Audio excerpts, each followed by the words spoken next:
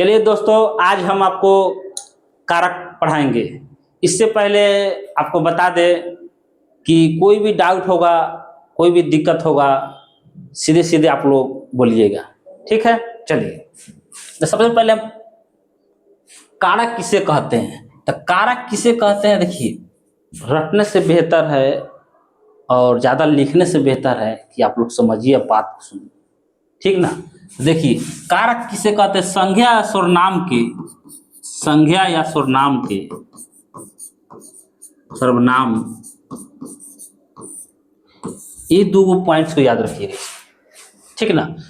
कारक किसे कहते हैं, संज्ञा या सर्वनाम के बारे में जो संबंध बताता है उसी को हम कारक कहते हैं। खाली इतना, रिलेशन, बस, और कुछ नहीं। रिलेशन, रिलेशन के बारे में आप थोड़ा ध्यान दीजिएगा। इसी रिलेशन से, जिसका संज्ञा के से रिलेशन होगा, सर्वनाम से रिलेशन होगा, उसे कहते हैं। तो ये कारक पढ़ने से पहले संज्ञा को कंप्लीट होना चाहिए, सर्वनाम कंप्लीट होना चाहिए, तब कब आपको समझ में आएगा बातों, ठीक ना। तो संज्ञा किसी वस्तु या व्यक्ति, स्थान या भाव को नाम को हम संज्ञा कहते हैं, ठीक ना। और सर्वनाम किसे कहते हैं, जो संज्ञा का स्थान पर जो शब्द प्रयोग किया जाता है उसी को कहते हैं सर्वनाम कहते हैं, ठीक ना, सर्वनाम कहते हैं। तो कारक समझ गए, दोनों के रिलेशन होता है। जो वाक्य बनता है, जो शब्द बनता है, वाक्य बनता है, जो वाक्य बनता है या शब्द बनता है, शब्द, ठीक ना, उसी को हम कारक कहते हैं। अब सुनिएगा ध्यान से, कारक कितने प्रकार के होते हैं। 8 प्रकार के होते हैं। तो इतना बात फिक्स में याद रखिए, कारक कितने प्रकार के होते हैं। तो इसको भी एक ट्रिक के माध्यम से अभी बता देते हैं, ठीक ना। CASE, केस होता है कारक, मतलब अब देखिए, इसको गिनिए, 1 2 3 4, 4 को हुआ इसका लेटर। अब 4 को गुना कर दिए 2 से, 8 हो गया। इतना बात आप याद रखिएगा। अब हम बताने को होता नहीं है, लेकिन हम इसको याद करवाने के लिए कोशिश कर रहे हैं, क्या। तो चलिए, आज 8 प्रकार कहते हैं, कौन कौन होते हैं इसको हम चर्चा कर देते हैं, इस बात को। और उसके बाद वीडियो को थोड़ा भी स्किप नहीं कीजिएगा, ठीक है। जहां नहीं समझ में आएगा वहां पे आप पूछिएगा क्वेश्चन, क्या हुआ, डाउट्स हम हर क्लियर करेंगे, ठीक है। चलिए, इसको हम क्लीन कर देते हैं। तो देखिए, कारक कितने प्रकार के होते हैं, 8 प्रकार के होते हैं, 8 प्रकार के होते हैं। अब सुनिएगा ध्यान से। एक होता है कर्ता, कर्ता कारक होता है। तो कर्ता ने, ये भी लिख देते हैं, कर्म को, ठीक है, कर्म को करण से,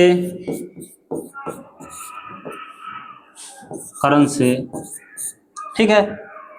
संप्रदान के लिए, संप्रदान,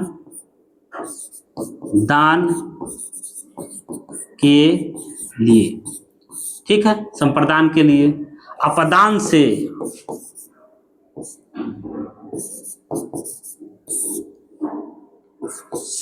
ठीक है, अपदान से। कर्ता, कर्म, करण, संप्रदान, अपदान, और कौन कौन होता है, 4 गो हो गया, 5 गो हो गया। एक होता है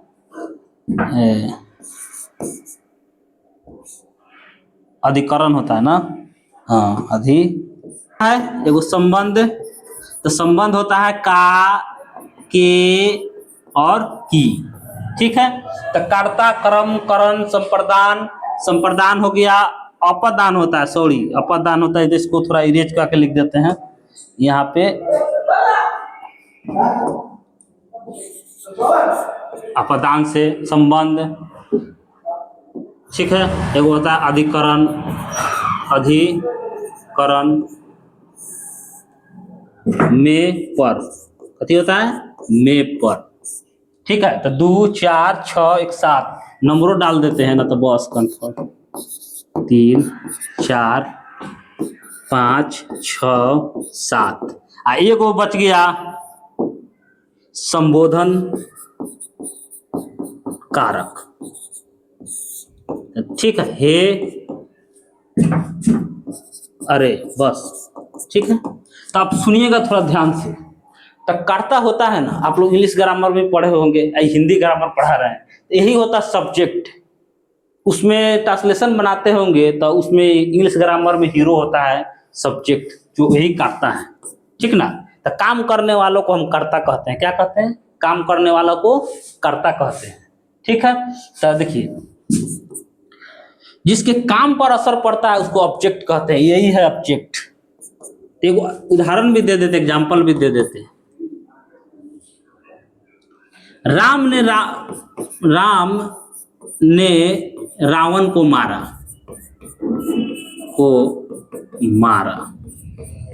ठीक ना। राम ने रावण को मारा, ठीक ना। तो देखिए राम ने काम किया है, ये हीरो यही है इस सेंटेंस में, हीरो नहीं है लेकिन भगवान जी, समझे। चलिए, तो कर्म होता है जिस पे असर पड़ता है। तो पिटाया किसने, रावण ने मारा गया, असर इस पे पड़ा, ऑब्जेक्ट इधर से होगा और सब्जेक्ट इधर से होगा। यहां पे लिख देते मोहन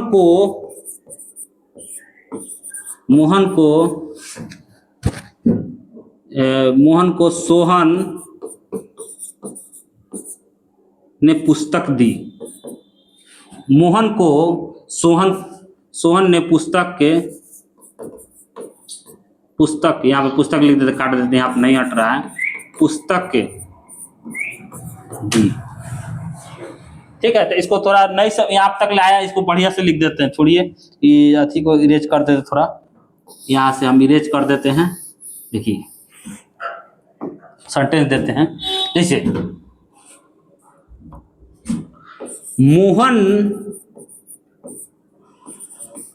मोहन आम खाया, ठीक है। छोटा सेंटेंस दे दिया, अब समझाने के लिए बड़ी बेहतर रहेगा का, तो थोड़ा ध्यान दीजिएगा। इधर देखिए इसमें सब्जेक्ट कौन हुआ, मोहन हुआ, काहे कि मोहन ही काम कर रहा है, ठीक है। ऑब्जेक्ट किसका हुआ, आम हुआ, काहे कि मोहन ने आम खाया, कभी खाया, मोहन ने आम खाया, तो आम पर असर पड़ रहा है खाने का, और जो काम कर रहा है मोहन है, तो ये सब्जेक्ट हुआ, ऑब्जेक्ट हुआ आम। समझ में आ गया आपको, कर्ता कर्म ने। जब भी एग्जाम्पल पूछेगा तो को लगल होगा राम को, कर्ता होगा करण, ठीक। अब देखिए यहाँ पे करण से होगा, इस चीज में करण से में और अपदान से में, दोनों चीज में अंदर समझिएगा। यहाँ पे अलगाव का बोध होगा, अलगाव के बोध होगा, जिस चीज में अलगाव होगा वही आपका होगा अपदान से होगा, ठीक ना। ऐसा पर संप्रदान, इसमें लगा हुआ प्रदान, किसी चीज को देने के लिए काम किया जाता है। जैसे हम राम ने मोहन को पुस्तक दी, मोहन को पुस्तक दी, राम ने मोहन को पुस्तक दी, तो संप्रदान कारक हो गया, समझे। ताकि इसमें लिखा हुआ प्रदान मतलब होता है देना, बात को समझिए। तो किसी चीज को देने के लिए संप्रदान कारक को हम बोलते हैं, यूज करते हैं, ठीक ना। अब चलिए करण होता है, तो इससे में अंतर पता चल गया होगा। जैसे पेड़ से पत्ते गिरे, तो ये हो गया प्रदान, ठीक ना। राम ने चाकू से फल काट दिया, तो हो गया यहाँ पे काट दिया तो अलग घाव हो गया, काटा अभी काटा नहीं गया है, ठीक ना। पूरा स्पष्ट से समझिएगा, जब भी क्वेश्चन इसमें बहुत बच्चा फंसते हैं, अपदान में अपकरण। अब देखिए, अब संबंध में आ जाइए। संबंध में होता है रिलेशन, यही रिलेशन बताता है कि राजा का बेटा हो गया, राम का पुत्र हो गया, ठीक ना। तो यही जो संबंध बताएगा, रिलेशन बताएगा, का के की लगल होगा। जैसे रोहन की बहन, देखिए की आ गया, रोहन की बहन, ये संबंध बता रहा है, रिलेशन बता रहा है कि भाई बहन के खेला हो रहा है, ठीक ना। जैसे राजा का बेटा, का आ गया, देखिए इसमें का के की यूज होना है, राजा का बेटा, इसमें बाप और बेटे के खेला इसमें हो रहा है, तो इसलिए इस संबंध के बारे में बता रहा है। अब अधिकरण होता है जो अधिकार में एकदम होता है। जैसे मेरे लिए गिलास पानी लाओ, मेज पर बैठ जाओ, देखिए पर आ रहा है, इसमें में लगल होगा, जो अधिकरण होगा, ठीक है। तो चलिए आइए संबोधन। संबोधन में देखिए एक चीज छुपा हुआ है, बोधन, यानी जो चीज को संबोधित करते हैं, जैसे स्टेज पर कोई आ गया, नेताजी कोई भाषण देने के लिए, स्पीच देने के लिए, तो बोलते हैं कि आपको संबोधित करते हुए आप स्टेज पे चले आए, यानी पुकारते हैं, यही पुकारते हैं, हे अरे ओ जी, ठीक है। तो चलिए इसका वीडियो में क्वेश्चन लाएंगे नेक्स्ट वीडियो में। चलिए, थैंक यू।